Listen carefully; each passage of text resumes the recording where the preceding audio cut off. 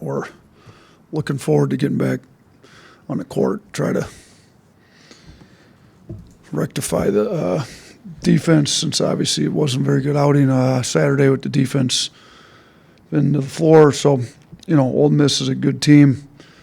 They're not easy to play against at their place, and we're coming off a bad loss, particularly on the defensive end. So, we're looking to get back to playing somebody else. I think we've had 2 good days of practice. It's pretty easy to get the guys' attention when you give up 117, but I did think we had 2 pretty solid days on the defensive end and trying to fix some stuff. So it's I think as you've seen this year, it's not easy to win on the road. I think last week there was 18 losses amongst AP top 25 teams, and 15 of them are on the road, and 11 were the non-ranked teams. So winning on the road is not easy at this level. This will not be an easy game at Ole Miss. Even if it's at home, it wouldn't be easy. They're good. They've got very good players. Morrell's one of the best players in program history. Flanagan's a very good player. It's been in the SEC for a long time, between his time at Auburn and here. They've got Brakefield, who was at Duke and transferred in, is a very skilled four-man, and then they've got real rim protection, at their 5 spot. And their point guard Murray's they've got 4 guys that are scoring at a pretty high level, and he's one of them. He's quick. He gets in the paint. So we've had some issues with guys getting in the paint on us before. So it's going to be a tough game for us defensively. We're going to have to pick up our defense significantly from Saturday. Yeah, too, if I can. First off, how's Reitzel progressing? And second, what kind of ownership do you sense that guys are taking in defense? Yeah, it's – I think they were embarrassed. It'd be hard not to after giving up 117. So I'm embarrassed that the team I coach was that poor defensively. But, it's comes and goes with the ownership. It's, you get embarrassed, play really hard. I told them it's got to become who you are. It can't be you get motivated after a bad outing. And so, they're motivated right now because they just gave up 117. We'll see if we face a little adversity tomorrow, how long the motivation lasts, and can they make it become who they are rather than just,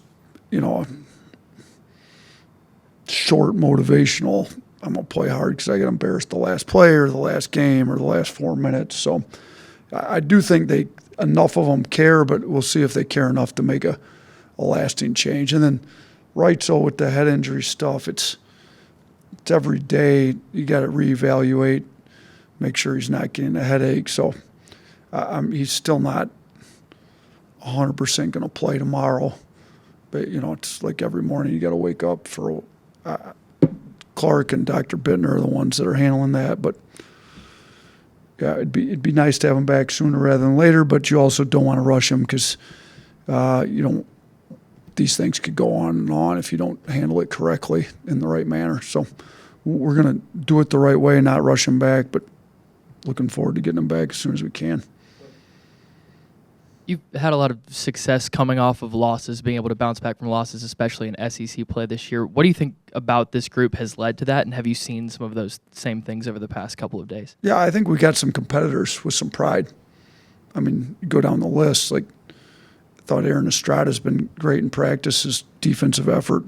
He's a guy that's played a lot of basketball, that's playing in his last season of college basketball. His eligibility's up. He doesn't want to look like we looked on Saturday.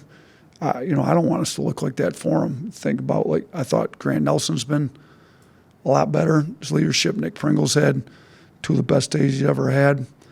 You kind of go down the list, and I think Mark understands he's got to guard better, and he's, thought yesterday in practice he was really good.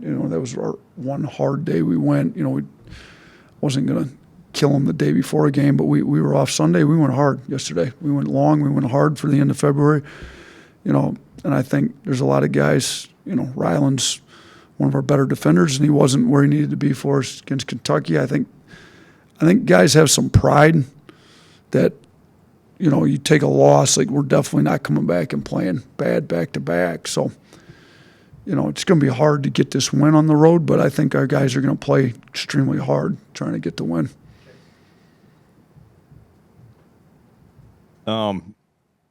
Who's come the furthest from the beginning of the season when you were harping on defense right out of the gate, and among guys who weren't already good defensively, who now are there or almost there? It's a good question. Day to day, week to week, it probably changes. I mean, Rylan wasn't very good in our first scrimmage against TCU. He picked it up pretty quickly, and he's been pretty good for the most part. I think Sears is showing he's got the capabilities of being a really good defender. Thought he was great yesterday in practice. But,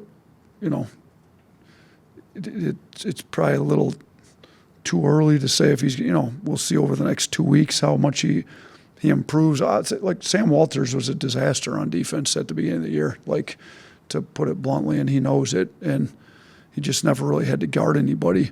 He's an elite shooter and was going to stay in the game in high school no matter what. They'd go to a zone, whatever. Like, he's come a long ways. He's actually not a disaster anymore. I'm not going to come out and say he's Kawhi Leonard yet, but he's come a long ways. He's 6'9". He's learning. He's put some weight on. He's got some toughness to him. I thought he had a tough offensive rebound putback against Florida. He had the tip where we got it. So, you see his toughness and physicality starting to come into play on the defensive end, on the offensive rebounding side. I think Sam maybe has made as big a jump. Now, he had the biggest jump to make, but he's maybe made the biggest jump.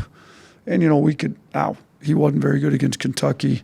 None of us were really, but I'd like to see him bounce back and really play well against Ole Miss, because I think he's been really trying to be about the right things and make a jump defensively. So, yeah, I don't. It's a hard question to ask because we had a lot of guys that need to make big jumps. Probably Sam need to make the biggest, and I think he maybe has made the biggest. From the beginning of the season, as it's become clear that the defense is an issue that has lasted throughout, have you noticed teams coming at you differently game plan wise from then to now? You know what? I think some teams will push a little. Teams are afraid to run on us typically. They don't want to get in a running match with us, but some teams have tried to get out and transition a little bit more to test our transition D, because that's been a little suspect at times, and Kentucky exposed us tremendously in transition. I actually hope teams keep trying to push it on us in transition, because obviously we'd like to get an up and down game, 80-plus possessions like we had Kentucky. We just need to do a much better job on our defensive end doing that. So I think teams maybe have tried to play a little faster in transition. I just think they shoot whatever they do well. We haven't been able to take it away. So I don't think teams are changing the game plan that much. They go to what they do well, and we haven't been able to take it away very often, and they keep going at it. So we're going to have to figure out how to take away what they do well better. We're going to have to figure out how to get back and guard and transition better. And, we had the issue with the defensive rebounding, particularly the A&M game, but, we were able to still score it well enough that game. The Florida game, we were able to offensive rebound ourselves enough that game. But, Kentucky, who's not one of the better rebounding teams in the country, we out-rebounded them by a few, but we need to really out-rebound them a lot more. So there's plenty of areas teams can expose us on, and whatever they do well, that's what they've been getting to. We haven't been able to do a great job taking away what another team does well, to be honest with you. You talked a lot about turnovers after the game, too. Just how much of that is an emphasis with the way that Ole Miss is able to steal the ball? Yeah, they do have some guys that can go take the ball, and they shoot. Every team I've ever coached against that Chris Beard coaches, they play hard. It's no exception. Every time I've watched his teams play, they're one of the hardest playing teams. So playing hard, getting steals goes hand in hand. Their system's been able to turn people over every year he's been in college basketball. So it's definitely concerning, because we've had some issues with turnovers. And as bad as our defense was against Kentucky, our turnovers might have been even worse, because that got their transition offense going, and it really hurt our offense too. So we were awful defensively. We were equally as bad, if not worse, in taking care of the ball against Kentucky. So both of those points have been made to our guys, and we got to do a much better job taking care of the ball. Another thing they do really well is block shots. Is that something you can combat, or is it more just your speed against their size? Or No, I do think we got to. We've made that point. I mean, you look at their two centers that, you know, they will go small ball 5 and play break field there some, but when they're playing Cisse and Sharp, I mean, Sharp's 7'5" and Cisse's 7-footer that moves, and they have real rim protection.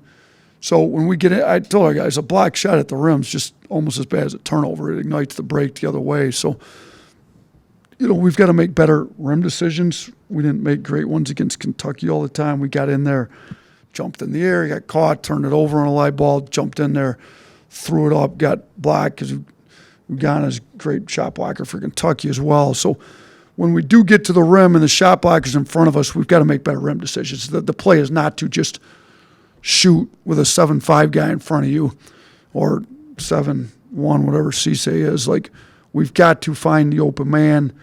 We got to get to 2 feet. We got to find cutters. We got to be smart with our decisions once we get in the paint at the rim. Thanks, Coach. All right, thanks.